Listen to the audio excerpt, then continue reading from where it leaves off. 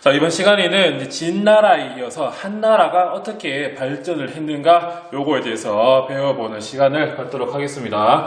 지난 시간에 진나라의 통일 정책에 대해서 봤었거든요. 하지만 진나라가 가혹한 법가의 통치 정책 그리고 무리한 토목공사에 의해서 진승오강이 나는 계기로 멸망을 했다. 여기까지 배웠거든요. 하지만 진승오강이 나는 계기로 해가지고 많은 사람들이 이제 내가 한번 나라를 통일해 보겠다 일어나게 되는데 그 시기를 이제 초한지랍니다. 초한지. 아마 초한지라고 하는 소설을 읽어본 사람도 있을 건데요. 여기서 대표적인 인물이 바로 초나라의 항우 그리고 한의 유방 이 두 사람이 이제 등장을 합니다. 근데 이 항우와 유방이 이제 결국 전쟁을 하게 되고 유방이 이제 최후의 승자로 이제 일어나게 되거든요. 이 두 사람을 보면 좀 항우는 약간 엘리트, 정말 잘생겼고 싸움도 잘하고 똑똑하고 이런 사람이었는데 반면에 유방은 좀 출신도 좀 한미하고 유협 집단을 해서 거의 지방의 양아치 이런 사람이었거든요. 그런데 결국은 유방이 어떻게 승리를 했는가? 항우와 유방이 싸우면 번번이 유방이 항우에게 패배하는 그런 모습이 있었거든요. 하지만 항우는 자기가 너무 잘난 거야. 자기 잘나니까 얘들 왜 이렇게 못하지? 라고 하면서 부하들을 이해를 못하는 그런 모습이 보이는 반면에 유방은 정말 사람이 정말 좋았다고 합니다. 항상 유방 주변에는 사람들이 모이고 유방을 따르는 그런 모습이 있으니까 뛰어난 인재들이 한신이라든지 이런 뛰어난 인재들이 유방을 도와가지고 전쟁을 한 결과 결국 최후의 승자인 유방이 결국은 한나라를 통해 통일을 하게 된다. 이런 시기가 오게 되는데 이 시기를 이제 한나라라고 하고 한나라는 전한과 그 사이의 신 그리고 후한으로 나뉘게 되거든요. 먼저 이 전한의 시기를 보도록 하겠습니다. 먼저 이 초한지를 거쳐서 다시 중국을 통일한 항고조 유방의 정책을 먼저 보도록 하겠습니다. 항고조는 생각을 했습니다. 왜 진나라가 멸망을 했는가? 이 법가의 강력한 가혹한 통치 때문이다. 그에 따라 법치를 완화하고 이제 유학을 좀 장려하는 그런 모습을 보이게 되고요. 그리고 한고조는 여러 가지 공신들의 도움을 받아가지고 나라를 통일했기 때문에 입을 싹 닦을 수 없습니다. 그에 따라 어느 정도 공신들에게도 땅을 분봉해주는 이런 봉건제와 그리고 왕이 직접 통치하는 군현제 요 두 개를 절충을 하면서 짬짜면과 같은 요 군국제를 이제 실시하게 되는 군국제. 하지만 이런 성이 다른 이런 제후들은 토사구팽으로 결국 다 제거되긴 하지만 어쨌든 유씨 집안의 이런 봉건제와 그다음에 관리를 파견하는 군현제가 한고조 유방 때에 실시되는 그런 모습이 또 있습니다. 그리고 한고조 때는 평성 백등산의 수치가 이제 발생을 하게 되거든요. 한고조 유방 때 당시 최고의 적이었던 이 북방의 흉노를 토벌하기 위해 당시 32만의 군대를 파견하지만 당시 흉노의 정말 절대적인 군주 묵특선우에게 결국 평성 백등산에서 포위를 당하는 그런 모습이 있거든요. 그에 따라 이제 유방이 간신히 이제 뇌물을 주고 탈출하는 그런 수치스러운 모습이 있습니다. 평성 백등산의 수치는 다음 흉노를 배울 때 자세하게 설명을 하도록 할게요.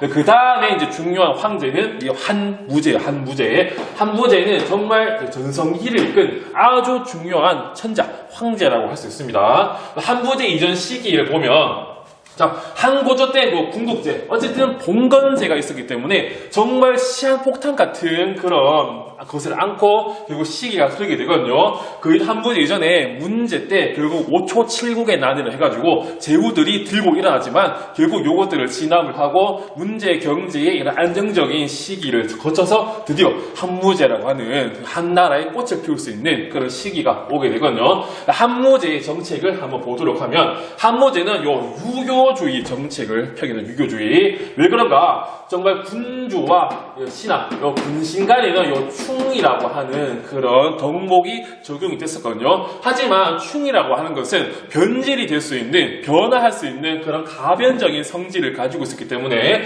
신하가 배신을 하면 군주는 정말 위험의 상황에 처하게 됩니다. 하지만 여기 유교의 또 다른 효예요, 효. 군주는 만인의 만백성의 아버지라고 하는 효라고 하는 절대적인 그런 논리를 적용시킴으로써 황제에 대한 권위, 충성심을 더욱더 강화하는 그런 유교주의 정책을 펴게 되거든요. 그에 따라 동중서라고 하는 학자의 건의에 따라 유교를 국교와 나라의 학문으로 세우는 그런 모습도 보이고요. 이에 따라 이제 학생들에게 유교를 가르치는 태학, 그리고 전국에 오경을 잘하는 오경 박사를 두는 그런 유교주의 정책, 유교의 관학학, 이런 한부제의 정책이 나오고요. 또 전국에 군현제를 실시를 합니다. 그저 자기 할아버지 때라든지 문제 경제 시기에 5초 7구의 난을 치달했기 때문에 제후들을 이제 이런 봉건제를 없애고 완벽한 군현제를 이때 실시를 하게 되고, 또 하나가 이제 이름 그대로 무제요, 무제, 열심히 싸웠다, 요 뜻이 나타나거든요.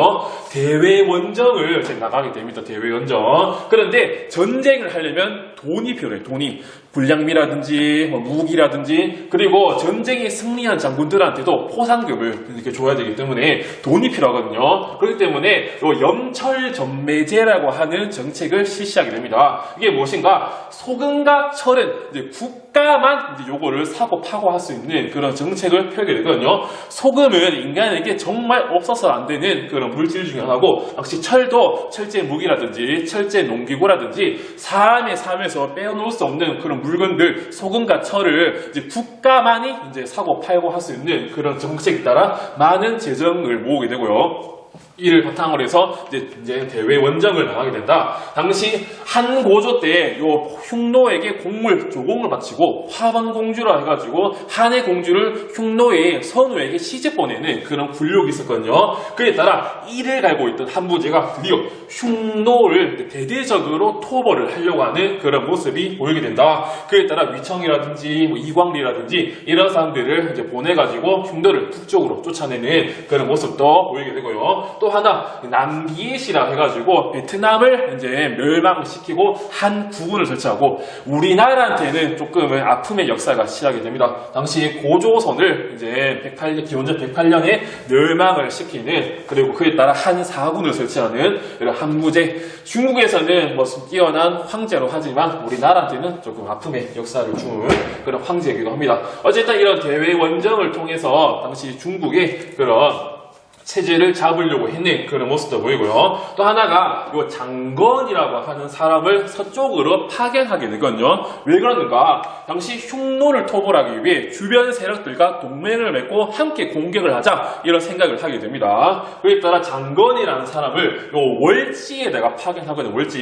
월지라고 하는 이런 종족, 이런 국가가 있었는데, 당시 흉노의 공격을 받고 월지의 왕이 당시 죽음을 맞이해가지고 흉노 선우가 월지 이제 왕의 그 두개골에다가 술을 먹었다 할 정도로 월지와 흉노의 사이가 좋지 않았거든요. 그리고 흉노의 공격을 받고 월지가 서쪽으로 이동을 하게 되는데, 이런 월지와의 이런 동맹을 위해 장건이 한무제의 명령을 받고 서쪽으로 파견하게 됩니다. 그런데 월지가 어디인지 몰라. 그냥 소문에 서쪽 어딘가 있다라고 이런 소문만 있었기 때문에 장건이 그냥 아무것도 모르고 무리를 끌고 이제 월지를 찾으러 갔거든요. 근데 장건이 참 좀 슬프게 좀 그런 모습이 보입니다. 당시 장건이 서쪽으로 이제 월지를 찾기 위해서 이동을 하다가 여기 흉노에게 중간에 잡혀버리거든요. 그에 따라 흉노에게 잡혀가지고 10년 동안 요 포로 생활을 보내게 됩니다. 10년 동안. 근데 10년 동안 포로 생활을 하면서 흉노의 신부도 맞이하고 그 사이에서 자식도 낳는 그런 모습이 있었지만, 10년 정도 보냈으면 여기서 정착할 법도 한데 그래도 자기 인물을 잊지 않고 겨우 가까스로 탈출을 해가지고 서쪽으로 갑니다. 그에 따라 결국 월지를 만나게 되거든요. 정말 기적적으로. 근데 월지에게 다시 한무제의 뜻을 말하니까, 우리는 지금 흉노랑 싸울 생각이 없다라고 월지가 말을 해버립니다. 우린 지금 옛날에 사이가 안 좋지만 서쪽으로 이동해가지고 나라를 안정화하게 평화롭게 살고 싶다라고 이런 거절의 뜻을 보이자, 장건은 눈물을 흘리면서 다시 한나라로 돌아가기 위해 다시 돌아가는 길을 챙기게 되거든요. 근데 또 흉노에게 잡혀버려, 돌아간 길에. 그에 따라 3년이란 포로 생활을 또 보내다가 다시 탈출을 하게 되거든요. 결국 장건이 13년 만에 다시 한나라로 돌아오게 된다. 이 소식을 듣고 정말 장건한테 한무제도 정말 기특하게 생각하는데, 또 당시 오손이라고 하는 서쪽의 민족에게 장건을 또 보냅니다. 하지만 또 오손에게 또 장건이 파견했지만 결국 또 실패를 하고 돌아오게 되거든요. 그런데 이런 섭외 동맹에는 실패를 했지만 하지만 장건이 왔다 갔다 하는 길이 요게 이제 비단길, 요 실크 로드가 이제 개척을 하게 되면서 중국과 서역이 이제 서로 거래를 하고 관계를 맺는 그런 비단길이 개척되는 그런 중요한 이런 성과가 나오게 됩니다. 그리고 이때 사마천이라고 하는 사람이 한무제 시기 때 요 사기라고 하는 정말 엄청난 역사책을 만들기도 한다, 이런 것도 아시면 되겠고요. 근데 이런 전성기 시기를 지나긴 하지만 이제 약간 환관 세력들이라든지 외척 세력들의 이런 갈등 속에서 외척 왕망이 그 이전 예제를 이제 폐위시키고 자신이 왕이 되면서 요 신나라를 이제 성립을 하게 되거든요. 근데 요 신나라의 상황을 보면 당시 호족이에요, 호족. 당시 한무제 때 이후로부터 농업 생산력이라든지 산업이 엄청나게 발달을 했기 때문에 이렇게 당시 호족 세력들이 땅을 자기 맘대로 먹어버리고 그리고 노비들을 부리는 이런 모습이 생기에 따라 사람들의 삶이 상당히 힘들어집니다. 그에 따라 토지를 국유화하는 왕정제를 실시하면서 호족을 견제하고 또 사람들이 먹고 살 게 없으니까 호족에게 위탁을 하는 이런 노비를 사적으로 매매를 금지하는 정책을 펼치기도 하지만 호족의 반발로 결국 15년 만에 신나라가 멸망을 하고 당시 광무제 유수가 호족의 도움을 받아가지고 이제 후한을 다시 건국을 하게 되거든요. 광무제 때는 당시 일본의 노국왕에게 한위 노국왕이라고 하면서 책봉을 하는 그런 모습이 있고 베트남의 찡짝찡리자대의 반란을 진압하기도 한다. 또 후한 시기에는 체륜이라는 사람이 종이를 이제 발견하기도 했다. 이런 한나라의 정책들을 잘 기억을 해두시면 되겠습니다. 자, 다음 시간에는 흉노 그리고 우리나라, 일본, 베트남의 상황들을 역사들을 보도록 할게요. 수업 열심히 들어주셔서 고맙고요. 이제 정규 수업 시간 때 뵙도록 하겠습니다.